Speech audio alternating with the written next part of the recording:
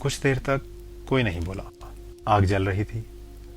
बाहर हवा की आवाज़ थी, दूर से, जैसे कोई पहाड़ बड़बड़ा रहा हो अपने आप से। राघव ने आंखें सिकुड़ते हुए आग के दूसरी तरफ देखने की कोशिश की। वो आकृति उसके रक्षक की, धुंधली लेकिन मौजूद। वह आग के उस पार बैठा प्रतीत हुआ, अपनी दिशा में, जैसे कुछ पढ़ रहा हो। उस योगी जैसे दिखने वाले व्यक्ति ने राघव का किंडल धीरे से उसकी तरफ सरकाया। विचित्र पुस्तक है। एक छोटे से पटल में इतने ग्रंथ, इतनी लिपियां। उसकी आवाज़ शांत, स्थिर ऐसी थी जैसे वो राघव के कानों से ज़्यादा उसके जहन में गूंजी। राघव ने उत्तर नहीं दिया। उसका सिर अभी भी भारी था। एक बार फिर उसने अपनी माँ रेणुका की तरफ देखा। सांस चल रही थी, धीरे धीरे। आप यहाँ रहते हैं? राघव ने अपने दर्द का प्रतिरोध करते हुए पूछा। उसने एक पल लगाया उत्तर देने में। उस तरह नहीं जैसे सवाल सुना ही ना हो, बल्कि उस तरह जैसे सवाल पर विचार किया हो। कभी कभी, उसने कहा। राघव ने कुछ और नहीं पूछा। थोड़ी देर बाद उस व्यक्ति ने शांत आवाज में फिर राघव से बात की। तुम लोग तूफान में क्या कर रहे थे? पहाड़ों पर पैदल चलने का मन था, तो एक ट्रैकिंग ग्रुप था पंचचूली बेस कैंप से। हम उन्हीं के साथ थे। आधे रास्ते में थे जब तूफान आ गया। हम खो गए। उस व्यक्ति ने केवल सिर हिलाया, कुछ कहा नहीं। फिर थोड़ी देर बाद, जैसे उसे कुछ याद आया हो, उसने जोड़ा। पहले लोग इन पहाड़ों पर अलग कारणों से आते थे। शौक के लिए नहीं, शांति के लिए, तपस्या के लिए, मुक्ति के लिए, कुछ ऐसा खोजने जो सांसारिक जीवन में कठिन था। उसने रुककर कहा, राजा, प्रजा, योगी, गृहस्थ, सबके लिए मुक्ति की खोज का अंतिम लक्ष्य हिमालय ही था। अब भी आते हैं, राघव ने कहा, थोड़ा दबाव के साथ, जैसे अपनी पीढ़ी का बचाव कर रहा हो। योगी ने उसकी तरफ देखा। वो अलग होता है। उसने और कुछ नहीं कहा। राघव ने एक बार आसपास देखा। गुफा की दीवारें, पत्थरों में कुछ खरोंचें थीं, पर वे उकेरी गई लकीरें नहीं लगती थी। बस घिसाव था शायद। एक तरफ कुछ सामान था, बहुत कम, और वह भी ऐसा जो राघव पहचान नहीं पाया। कोई टेंट नहीं था, कोई बैग नहीं था, कोई ऐसी चीज नहीं थी जो किसी भी ट्रकर के पास होती। यह व्यक्ति यहां रहता था? सच में? क्या सच में ये कोई योगी ही था, या उसका थका हुआ कंफ्यूज्ड अंतर्मन उसे हिम्मत देने के लिए आ गया था, किसी योद्धा के रूप में, किसी योगी के रूप में? राघव के मन में बहुत देर से एक सवाल था। वह सवाल जो कभी कभी सीधा पूछ लेना ही ठीक होता है। आप हैं कौन? वह आग को देखता रहा, जैसे सुना ही ना हो। एक लंबी चुप्पी। राघव को लगा कि शायद उसने गलत पूछ लिया, या शायद जवाब नहीं मिलेगा। फिर उस व्यक्ति ने धीरे से कहा, बिना राघव की तरफ देखे हुए, नाम जानना ही चाहते हो तो राम कह सकते हो मुझे। सबसे ज्यादा यही नाम चलन में है, नहीं? राघव ने एक बार उसकी तरफ देखा। उसका चेहरा वैसा ही था, शांत, आग की ओर। राघव ने कुछ नहीं कहा, चुप्पी रही। तब उस व्यक्ति ने बिना राघव के पूछे, जैसे उसके मन की हलचल देख ली हो, कहा, अयोध्या से नहीं? हाँ। राघव ने एक हल्की सी सांस ली, आश्वासन की नहीं, बल्कि उस तरह की जब कोई पहले से समझ चुका हो। वो तो मैंने सोचा भी नहीं था, उसने कहा। इतना पुराना तो कोई हो ही नहीं सकता। उस व्यक्ति ने राघव की तरफ एक बार देखा। शायद उससे भी पुराना। इस बार आवाज शांत के साथ साथ धीमी भी थी, जैसे ये बात अपने आप से कही गई हो, वो भी बड़े अनमने ढंग से, जैसे मौसम की बात हो, जैसे ऊंचाई की बात हो। कोई दावा नहीं था उसमें, कोई नाटक नहीं था। इसलिए वह राघव के भीतर कहीं जाकर ठहर गई। ये संभव नहीं है, इम्पॉसिबल, राघव ने कहा, धीमे पर सीधे। आकृति ने उसकी तरफ देखा। इंसान इतना नहीं जीता। एक पल का सन्नाटा रहा, फिर वो स्थिर आवाज फिर गूंजी। समय सबके लिए एक जैसा नहीं बीतता। कभी कभी इन पहाड़ों में वक्त ठहर जाता है।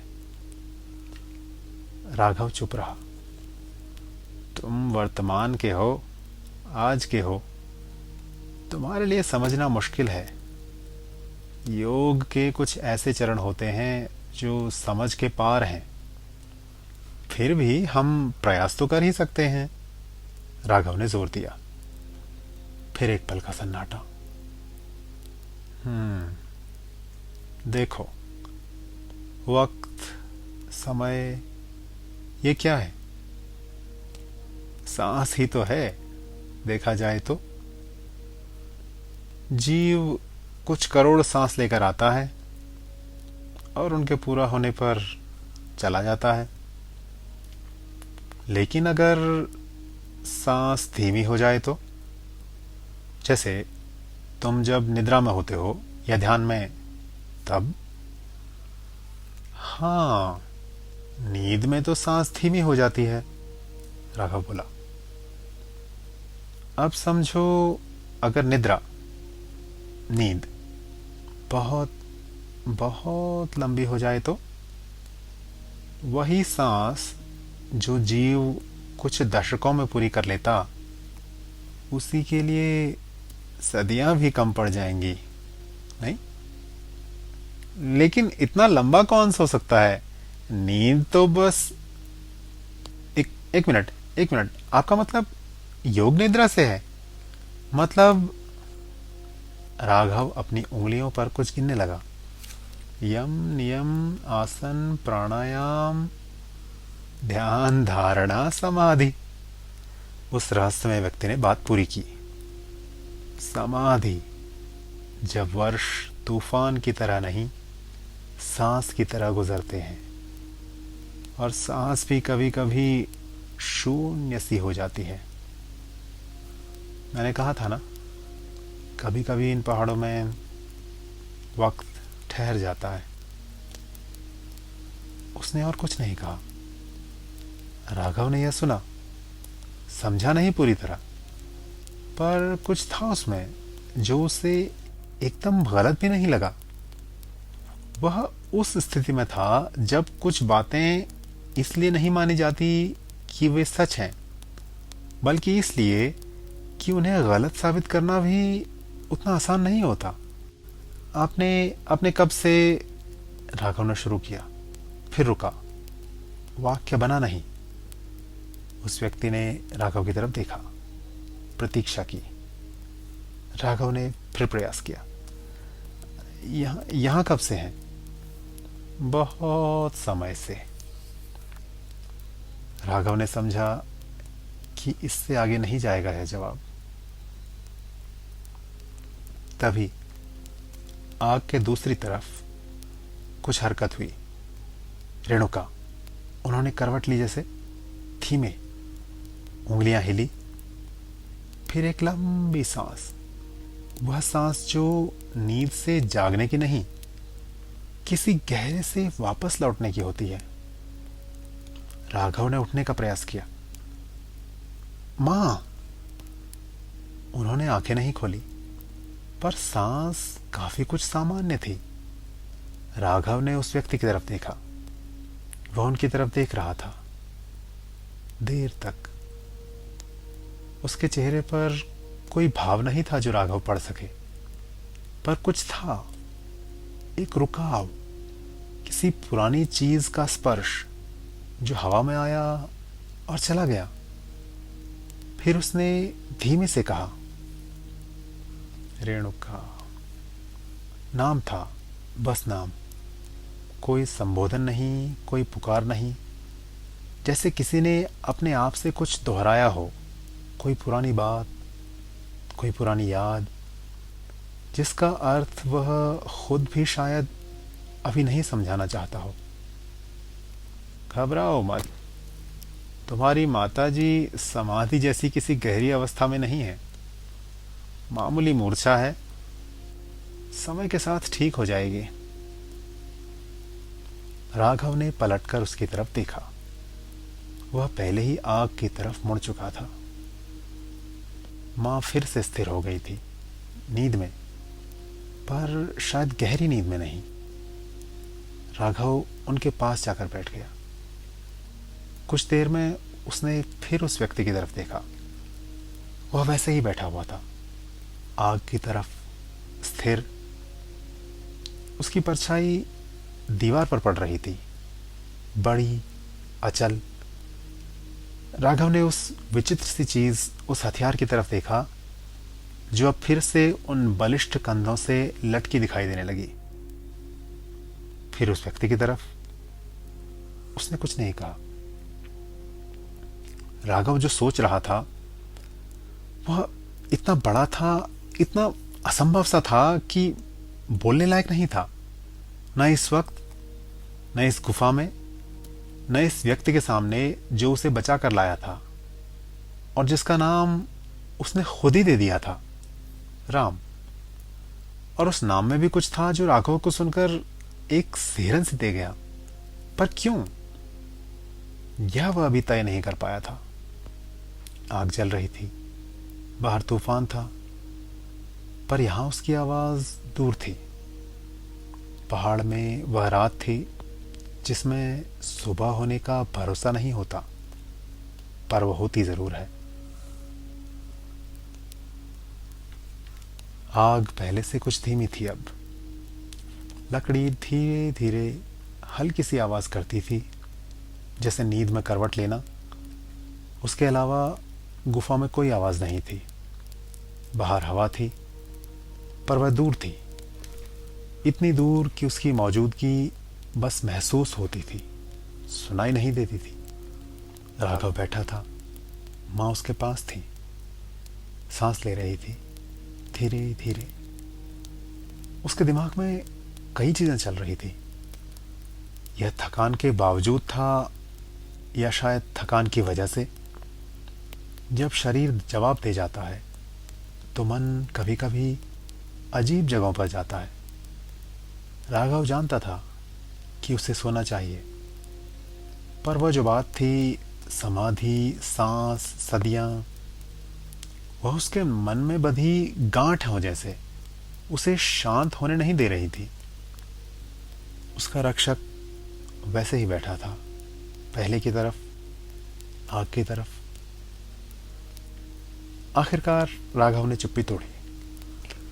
मैं ये नहीं कह रहा कि समाधि जैसी कोई चीज़ नहीं होती, या कि योग में कुछ सच्चाई नहीं है। मेरे पिताजी संस्कृत के विद्वान हैं, घर में यह सब बचपन से सुना है। पर सदियां या सहस्त्राब्दियां, ये बहुत अलग बात है। योगी ने उसकी तरफ नहीं देखा। राघव ने फिर कहा, विज्ञान भी कहता है कि हम बहुत कम जानते हैं ब्रह्मांड के बारे में, चेतना के बारे में। मैंने पढ़ा है, तो शायद कुछ ऐसा हो सकता है जो हम अभी समझ नहीं पाए हैं। लेकिन इसका मतलब यह नहीं कि हर दावा सच हो। उस व्यक्ति ने सुना। जब राघव चुप हुआ तब उसने कहा, क्या तुम्हारे समय ने, तुम्हारे संसार ने सारे अनसुलझे रहस्य सुलझा लिए हैं?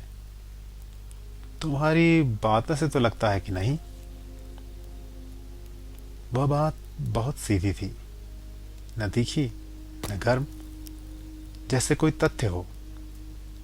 राघव के पास जवाब था, पर उसने नहीं दिया। कुछ बातें होती हैं जिन पर बहस करना एक अजीब सा असंतुलन पैदा करता है। जैसे किसी पहाड़ से यह कहना कि तुम इतने ऊंचे नहीं हो।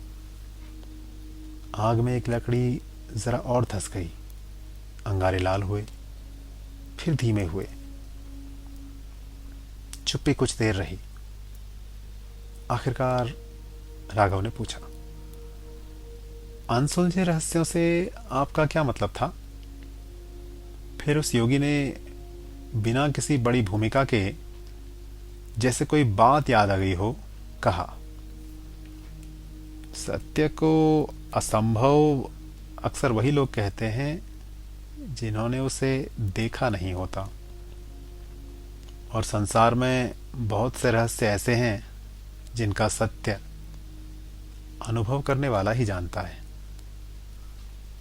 ऐसे ही एक अनुभव के बारे में बताता हूँ, जो तुम्हारे जैसे ही एक यात्री के साथ कभी बीता था, और उसी ने मुझे सुनाया था बहुत पहले।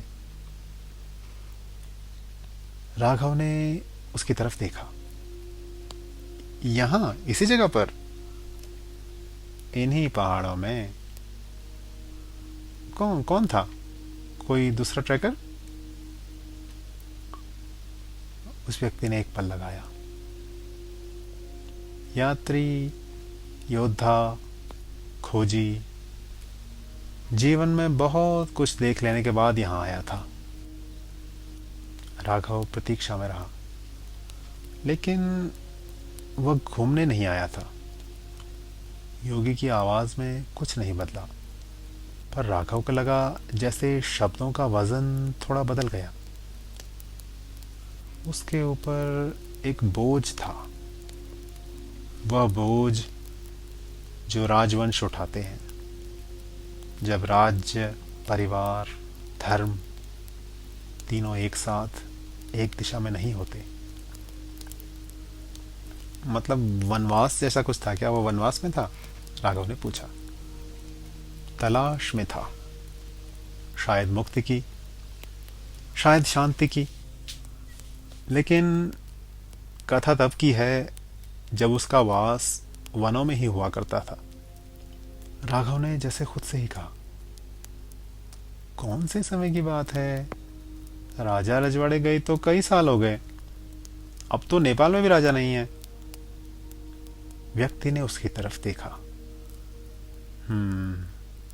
तुम पूछना चाहते हो कि कहाँ का था? राघव ने कंधे हिलाए।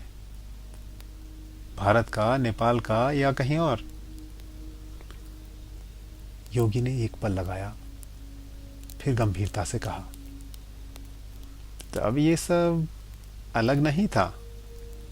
तब पहाड़ सीमाओं से बड़े थे, अलग अलग राज्य थे, एक ही धर्म से बंधे हुए, और ऐसे ही एक राज्य का वंशज था वो। लेकिन राज्य और राजनीति ने उसे राजमहलों के वैभव से वनों के कंदमूलों की ओर धकेल दिया। उसने इसे भी बहुत साधारण ढंग से कहा, न व्याख्या के साथ, न जोर लगाकर, जैसे ये बात किसी और को समझाने की जरूरत न हो, सिर्फ कहने की हो। राघव ने पूछा, अगर बात पुरानी है तो राज्य के लिए लड़ाइयां होना तो आम बात थी, पुराने समय में भी, और बल्कि कुछ ही शताब्दियों पहले तक भी। तुम्हें पता है राज्य और राजाओं के विषय में? थोड़ा बहुत, जितना पढ़ा है। राघव ने अपने बैकपैक में रखे किंडल की ओर देखा और कहा, राज्यों के लिए लड़ाइयां होती थी, ठीक कहा तुमने। लेकिन पूरा राज्य ही अगर षड्यंत्र करके किसी के पीछे पड़ जाए, पहरेदार, गुप्तचर, सेना, सब, तो वन में गोप्य रूप से रहने के अलावा क्या विकल्प रह जाता है। ऐसे ही समय में एक रात वो योद्धा अपने परिवार के साथ छुपते छुपाते जंगलों के बीच एक राज्य से दूसरे राज्य जा रहा था। जंगल में उसने जो देखा, जो अनुभव किया, वो भी सुनने में असंभव सा लगता है, लेकिन उसके लिए सच था। जिसने अनुभव किया था, जैसे ये सब जो हो रहा है तुम्हारे लिए सच है। राघव के सर में हो रहा दर्द फिर से बढ़ा। एक टीस सी उठी और उसने योगी के आगे कहने का इंतजार किया। आग में एक अंगारा टूटा। राघव को लगा जैसे बहुत देर हो गई हो, पर कितनी देर यह तय करने का कोई तरीका नहीं था। उसके रक्षक का चेहरा आग की रोशनी में वैसा ही था, स्थिर। पर राघव को पहली बार लगा उस चेहरे में एक थकान है जो नींद से नहीं जाती, एक पुरानी थकान, उस किस्म की जो किसी काम की वजह से नहीं, किसी समय के कारण होती है, किसी बहुत पुराने समय के कारण। उसने सोचा ये व्यक्ति कौन है। फिर सोचा ये सवाल पूछना बेकार है। जो भी था उसने उन्हें बचाया था, उसने आग जलाई थी, उसने उनके ऊपर कपड़ा डाला था, और अब वो एक ऐसी कहानी सुनाने जा रहा था जो पुरानी थी, इतनी पुरानी कि राघव को उसका किनारा नहीं मिल रहा था। गुफा में रोशनी कम हो गई थी, अंगारे थे, लौ कम थी, पर हल्की गर्मी सी थी। बाहर पहाड़ थे, रात थी, बर्फ थी, और उस गुफा में एक पुरानी रात थी और एक कहानी थी जिसके नायक के पीछे पूरा राज्य पड़ा था, और उसके आगे था एक घना जंगल, एक नदी और एक अनजान खतरा। कुछ देर तक फिर एक सन्नाटा रहा। आग कम हो रही थी, लकड़ियों पर सफ़ेद राख जमने लगी थी, पर भीतर अंगारे अब भी जीवित थे। गुफा की दीवारों पर रोशनी स्थिर नहीं रहती थी, कभी फैलती, कभी सिमट जाती, जैसे पत्थर भी सांस ले रहे हो। राघव ने एक बार बाहर की तरफ देखने की कोशिश भी की। गुफा के मुख से सिर्फ अंधेरा दिखाई देता था। बर्फ अब भी गिर रही थी या नहीं, यह कहना मुश्किल था। पहाड़ों में कभी कभी रात इतनी घनी हो जाती है कि मौसम भी उसके भीतर खो जाता है।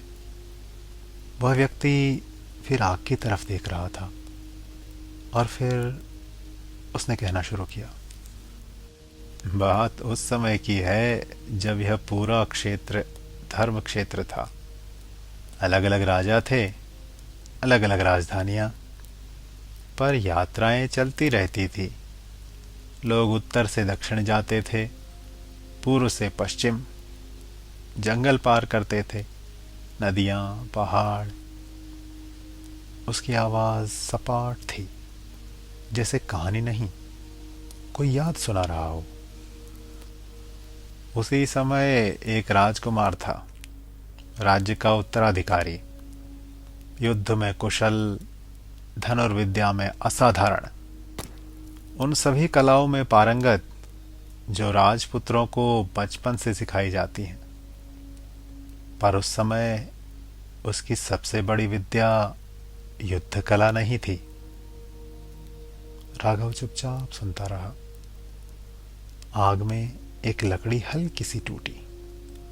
उस समय उसे जिस कला की सबसे ज्यादा जरूरत थी, वो थी छुपे रहकर जिंदा रहने की कला, अपने ही लोगों से छुपे रहकर। कभी कभी सबसे कठिन युद्ध वही होते हैं जिनमें शत्रु बाहर नहीं, भीतर का हो।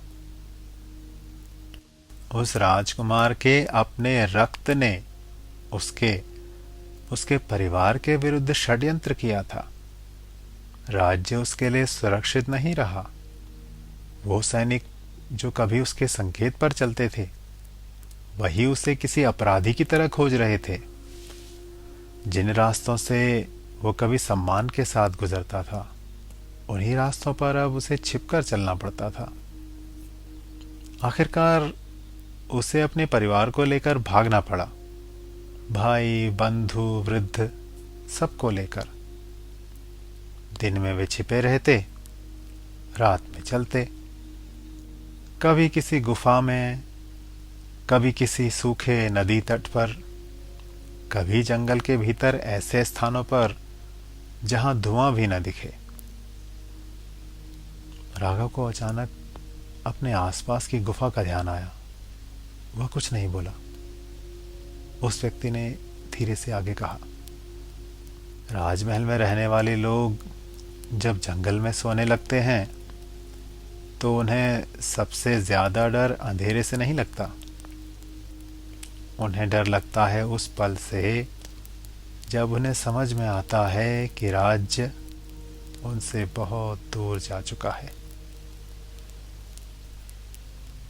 राघव ने उसकी तरफ देखा। एक पल को उसे लगा मानो वह किसी और की नहीं, अपनी बात कह रहा हो, पर अगले ही क्षण वह भाव चला गया।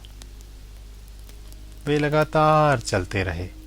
उसने आगे कहा, एक वन से दूसरे वन, एक नगर से दूसरे नगर, कभी साधुओं के आश्रमों के पास से, कभी ऐसे प्रदेशों से जहां महीनों किसी मनुष्य का चेहरा न दिखाई दे। और धीरे धीरे उन्हें यह समझ आने लगा कि जंगल सिर्फ पेड़ों से नहीं बना होता। पेड़ों और पत्तियों के बीच कुछ स्थान ऐसे होते हैं जहां मनुष्य बस एक अतिथि होता है, चाहे वह राजा ही क्यों ना हो।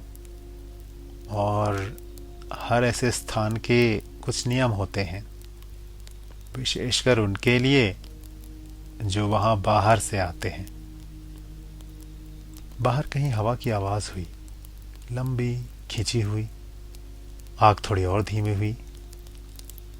व्यक्ति ने आगे कहना शुरू किया, एक रात वे एक नदी तक पहुंचे। उन्होंने उसे पार करना था।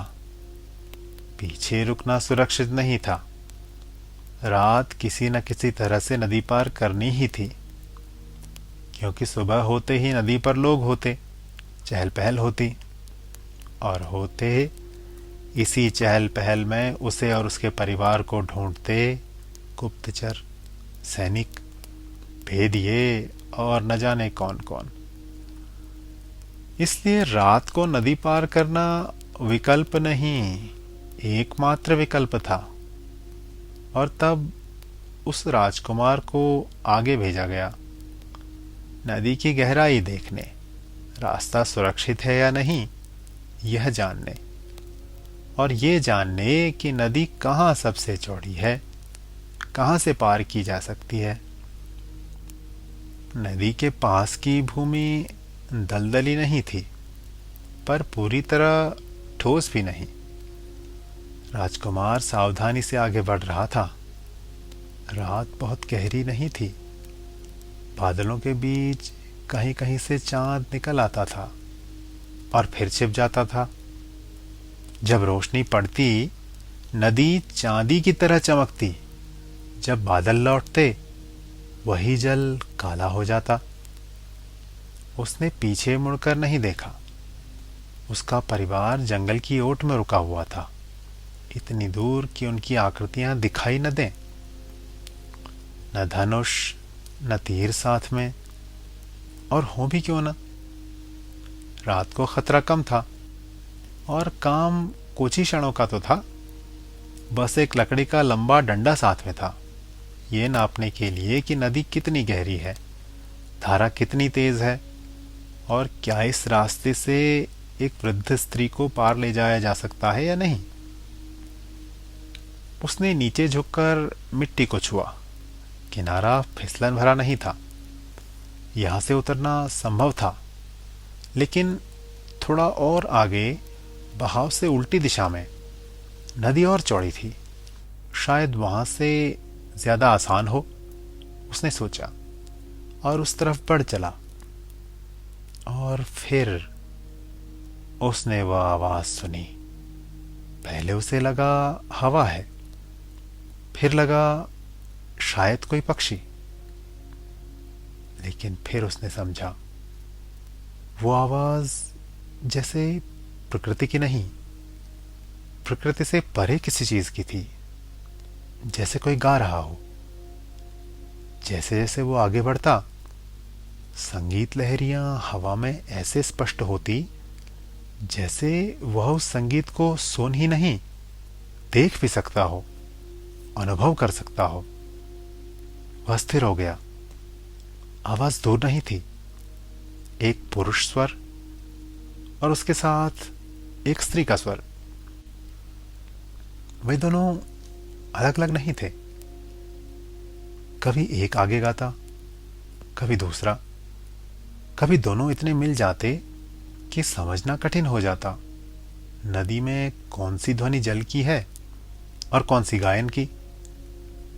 राजकुमार ने धीरे से सांस ली। महल में बीते बचपन के चलते उसका संगीत, गायन, वाद्य आदि से गहरा परिचय था, लेकिन ये स्वर कुछ अलग थे।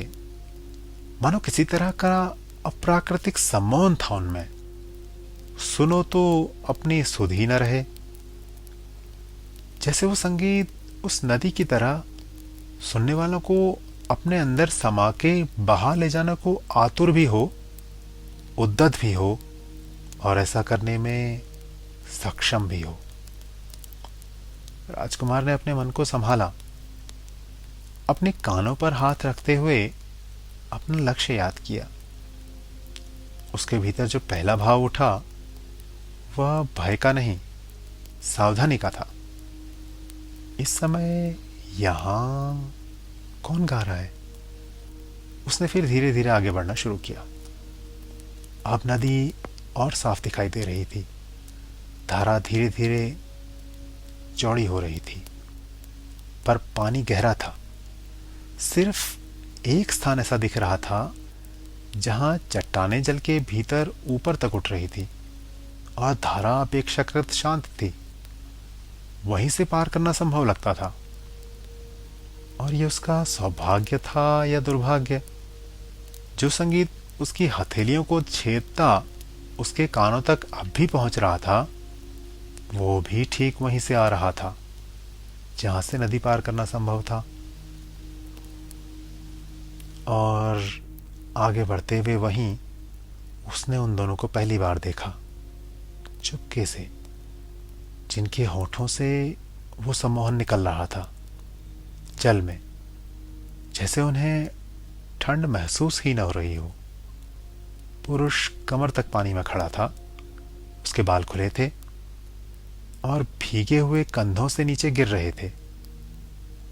उसके शरीर पर ऐसे आभूषण थे जिन्हें राजकुमार ने केवल राजसभाओं में देखा था, या शायद इतने भव्य रूप में तो वहां भी नहीं। उसकी भुजाओं पर धातु चमक रही थी। गले में कुछ था जो चांदनी पड़ते ही पानी से अलग चमक देता था। स्त्री उससे कुछ दूर थी। वह जल को हाथों से छूती हुई घूम रही थी, जैसे नदी का बहाव उसके लिए पानी नहीं, संगीत हो। उन दोनों के वस्त्र भी विचित्र थे, यात्रियों जैसे नहीं, राजघरानों जैसे, पर ठीक ठीक राजघरानों जैसे भी नहीं, बहुत अधिक सजे हुए।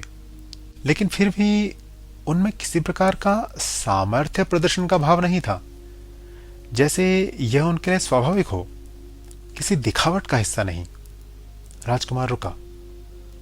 उसे पहली बार यह लगा कि शायद उसे वापस लौट जाना चाहिए, पर उसने पीछे जंगल की तरफ देखा। वहां उसका परिवार था, वृद्ध लोग, थके हुए लोग, वो लोग जो अब भी उसके अपने थे, और पीछा करती हुई एक पूरी व्यवस्था, एक पूरा राज्य।